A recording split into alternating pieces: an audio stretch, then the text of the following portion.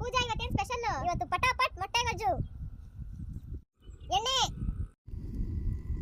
ಕಾದಿದೆ. ಇವಾಗ ಜೀರಿಗೆ, ಮೆಣಸು, ಚಕ್ಕೆ, ಲವಂಗ, ಏಲಕ್ಕಿ, ಮರಾಠಿ ಮೊಗ್ಗು ಮತ್ತೆ ಸ್ಟಾರ್ ಹಾಕ್ತಾ ಇದೀನಿ. ಈರುಳ್ಳಿ, ಶುಂಠಿ ಬೆಳ್ಳುಳ್ಳಿ ಪೇಸ್ಟ್, ಟೊಮೆಟೊ, ಅರಿಶಿನ ಪುಡಿ, ಚಿಲ್ಲಿ ಪೌಡರ್,